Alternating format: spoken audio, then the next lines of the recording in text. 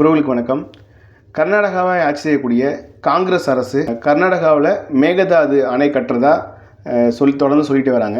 அதை பற்றியான விவரம், அதை கட்டுறதுனால என்ன சிக்கல் வரும், அது எதுக்காக கட்டுறாங்க அப்படிங்கிற விவரத்தை தான் இதில் பார்க்க போகிறோம்.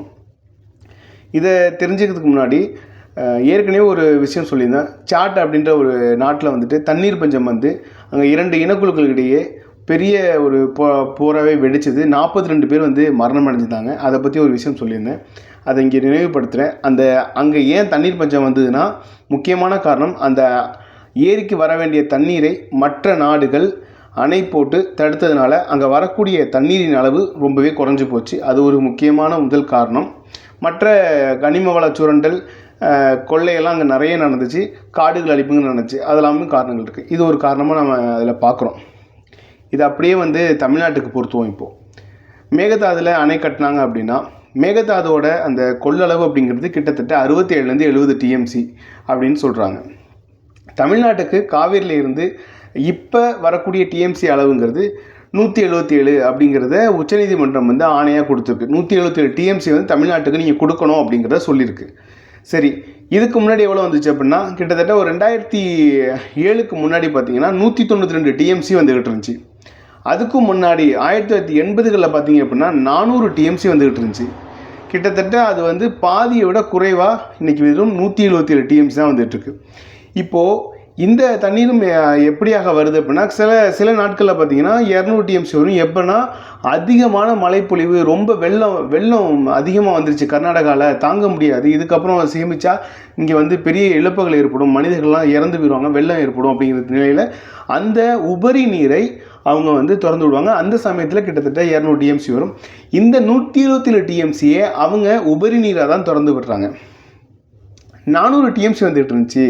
ஏன் இப்போ குறைஞ்சது அப்படின்னா, இது எப்படி அவங்க சேமிக்கிறாங்க அப்படின்னா, அந்த 400 டிஎம்சி வந்த சமயத்தில் பார்த்தீங்கன்னா அவங்கள்ட்ட பெரிய அணைகள் கிடையாது.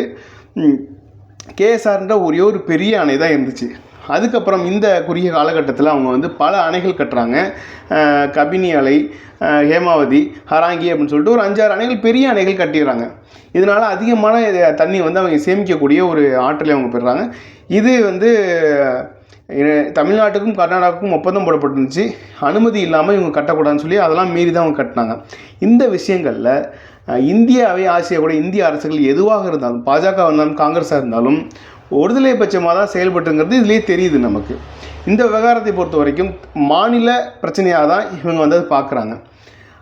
கர்நாடகாவை காங்கிரஸ் ஆண்டாலும் சரி, பிஜேபி ஆண்டாலும் சரி, அந்த கட்சி மாநில கட்சியாக தான் அதில் செயல்படுது. அந்த மாநில மக்களுக்கு என்ன நல்லதோ அதை நோக்கி தான் அவங்க செயல்படுறாங்க. இந்த பாசன பரப்புன்னு சொல்கிறோம்ல, இந்த ஆற்றை பயன்படுத்தி அவங்க விவசாயம் பண்ணுவாங்க.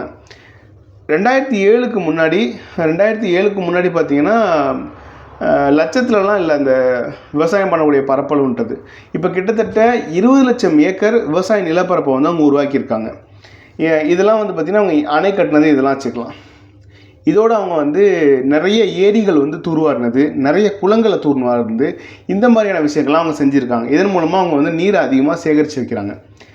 சரி, தமிழ்நாட்டுக்கு வர வேண்டிய அந்த காவிரியை இவங்க தடுத்து நிறுத்தி இன்னொரு அணை இப்போ கட்ட போகிறதுலாம் என்ன ஆகும் அப்படின்னா, ஏற்கனவே நாம் அந்த சாட் நாட்டை பற்றி பார்க்கும்போதே தமிழ்நாட்டில் கிட்டத்தட்ட 22 மாவட்டங்கள் வறட்சி மாவட்டங்களாக அறிவிக்கப்பட்டிருக்காங்க. ஏற்கனவே வறட்சி அப்படின்னா சுத்தமாக தண்ணியே இல்லை, அந்த அளவுக்கு வறட்சியாக ரெட் ஜோனில் கிட்டத்தட்ட 9 மாவட்டங்கள் இருக்குது.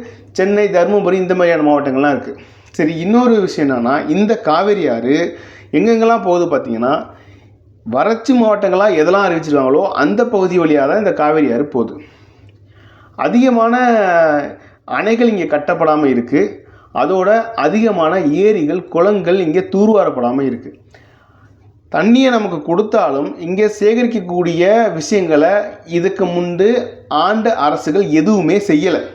எல்லாத்தையுமே உபரியாக கொண்டு போய் கடலில் கலக்கிறது தான் வேலையாக வச்சுருந்துருக்காங்க.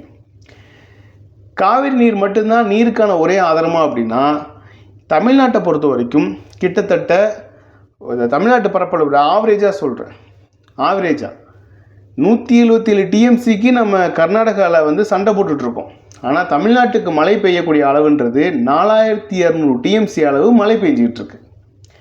இதில் ஒரு பாதி அளவு நீங்கள் வந்து இதில் ஆவியாகிறது. மழை பெய்யும் போதே ஆவியாகும். இவங்க மொத்தம் அந்த கணக்கை தான் எடுக்கிறாங்க, எந்த அளவு பெய்யுதுங்கிறத பொறுத்து தான் எடுக்கிறாங்க.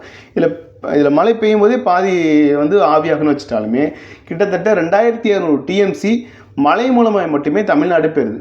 இந்த மழைநீரை சேகரிக்கிறதுக்கு தமிழ்நாடு அரசு இதுக்கு முன்னாடி என்னென்ன திட்டங்கள் செஞ்சாங்க அப்படின்னா எதுவுமே பண்ணலை. அதனால தான் இந்த 22 மாவட்டங்கள் வறட்சி மாவட்டமாக இருக்குது.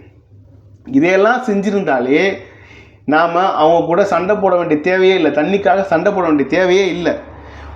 எல்லா வருஷம் பார்த்திங்க அப்படின்னா இந்த காவிரி பிரச்சனை வரும்போது மிகப்பெரிய சிக்கல் போகும். முக்கியமாக எப்போது மழைப்பொழிவு கர்நாடகாவில் எப்போ கம்மியாக இருக்கோ அப்போ மிகப்பெரிய சிக்கல் உண்டு பண்ணும்.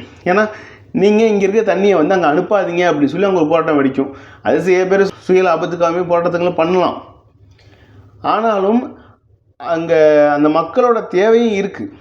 அப்போது அதை பயன்படுத்தி சில பேர் வந்து அதில் வந்து அரசியல் பண்ணுறாங்க. அதுக்கு வாய்ப்பாக நாம் இங்கே என்ன செஞ்சு வச்சுருக்கோம்? நாம் இங்கே வந்து ஏதோ குளங்களை தூர்வாரி, ஏரியை தூர்வாரி பெருசுபடுத்தி வச்சுருக்கோமானா இல்லை. அதனால தான் இங்கே சிக்கல். தொடர்ந்து நாம் அவங்கள்ட்ட வந்து இங்கே கொடுங்க அப்படின்னு கேட்குறதுக்கு முன்னாடி இங்கே நாம் அந்த தண்ணியை சேமிச்சுக்க வேண்டிய வேலையை செய்யணும். அதை அரசுகள் செய்யணும். இதுக்கு முன்னாடி இந்த அரசுகள் செய்யவே இல்லை. எந்த ஒரு அணையுமே கட்டாமல், எந்த ஒரு ஏரி குளங்களை தூர்வாராமல், நீர் மேலாண்மை கொள்கையில் பூஜ்ஜியமாக உட்காந்துக்கிட்டு இன்றைக்கி இருக்கக்கூடிய அரசு இதை மேம்படுத்தி செய்யணும்.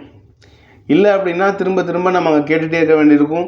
அவங்க கொடுக்க மாட்டாங்க. எப்படியும் அவங்க வந்து இந்த அணையை கட்டிடுவாங்க. ஏன்னா இந்திய அரசுகள் இதை ஒருபோதும் ஒட்டுமொத்த மக்களின் பிரச்சனையாக பார்க்காது, மாநில பிரச்சனையாக தான் பார்க்கும். அந்த மாநில அரசு அவங்களுக்கு சாதகமாக தான் வேலை செய்யும். அப்போது இந்த மண்ணை ஆளக்கூடிய அரசுகள் இவங்க என்ன பண்ணணும்னா இங்கே தண்ணியை எப்படி சேமிக்கிறதுல முக்கியமாக அதில் வந்து நீர் மேலாண்மையில் சில விஷயங்கள் செய்யணும். நாம் தமிழர் கட்சி இதை தான் தொடர்ந்து சொல்லிகிட்டே இருந்தாங்க. நாம் தமிழ் கட்சி ஆட்சிக்கு வந்ததுன்னா நாங்கள் கர்நாடகாவில் நீங்கள் கொடுங்கன்னு சொல்லி கேட்குற நிலையை வச்சுக்க மாட்டோம். தொடர்ந்து இங்கே இருக்கக்கூடிய நீர்நிலைகளை மேம்படுத்துவ திட்டங்களை செயல்படுத்துவோம் அப்படின்னு நாம் தமிழ் சொன்னாங்க. அவங்க சொல்லக்கூடிய அந்த திட்டங்களை செயல்படுத்தினாலே இங்கே இருக்கக்கூடிய தண்ணீர் பிரச்சனை குறைய ஆரம்பிக்கும். அதோட சாட் நாட்டில் தண்ணீர் பஞ்சம் வந்துச்சு. அங்கே இருந்த சிக்கல் கனிமவள சுரண்டல், காடுகளை அழித்தது, நீர் வரவு குறைவாக இருந்தது. இதனால் மழை பொழிவும் குறைவாயிடுச்சு, ஆறோட அந்த நீர் வரவும் குறைவாயிடுச்சு. இது எல்லாமே தமிழ்நாட்டில் இருக்குது. இதோட முக்கியமாக மணல் கொள்ளை, மலை கொள்ளை, இது எல்லாமே இருக்குது. அப்போது இந்த விஷயங்களும் நீரை பாதிக்கக்கூடிய விஷயங்களாக இருக்குது.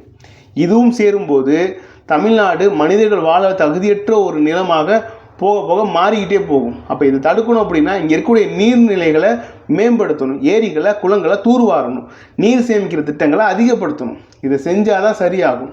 அதோட மேகதாது அணை கட்ட விடாமல் தடுக்க வேண்டியது தமிழ்நாட்டு அரசுடைய முக்கிய பொறுப்பு. இங்கே இருக்கக்கூடிய பாஜக மற்றும் காங்கிரஸ் இந்தியாவே ஆட்சி செய்யணும்னு நினைக்கக்கூடிய இந்த இந்திய கட்சிகள், கம்யூனிஸ்ட் கட்சிகள் உட்பட எல்லா கட்சிகளும் தமிழ்நாட்டு மக்களின் சார்பாக தான் நின்று பேசணுமே தவிர இந்த இடத்துல இந்தியாவின் சார்பாக தான் பேசுவோம் அப்படின்னு அங்கே ஒரு குத்து இங்கே ஒரு குத்துன்னு குத்துற வேலையை வச்சுக்கூடாது. ஏன்னா மேகதாது அணை இப்போ வந்துச்சு அப்படின்னா காவிரியை நம்பி இருக்கக்கூடிய அத்தனை மாவட்டங்களும் மிகப்பெரிய வறட்சி நிலைக்கு போய் நிற்கும். ஏன்னா ஏற்கனவே இங்கே வந்து தண்ணீர் பற்றாக்குறை மிக அதிக அளவில் இருக்குது. இப்போ உடனே வந்து அந்த திட்டத்தை செயல்படுத்துகிறாங்க அப்படின்னா பெரிய சிக்கலை தான் ஏற்படுத்தும். அப்போது இதை தடுத்து நிறுத்த வேண்டிய வேலைகளை தமிழ்நாடு அரசு செய்யணும். அதுக்கு உறுதுணையாக இங்கே இருக்கக்கூடிய அத்தனை கட்சிகளும் இருக்கணும். அதுதான் சரி. அதை விட்டுட்டு தமிழர் விரோத போக்காக செயல்பட்டீங்க அப்படின்னா இது மிகப்பெரிய ஆபத்தில் தான் போய் முடியும். மேலும் கடைசியாக சொல்லிக்கிறேன், இங்கே இருக்கக்கூடிய நீர்நிலைகளை சரியாக முறையாக தூர்வாரி நீர் மேலாண்மையை ஒழுங்காக செயல்படுத்தணும். அது முக்கியமான ஒரு விஷயம். அதை செஞ்சாலே பெரிய ஒரு சிக்கல் வந்து நின்று போகும். நன்றி.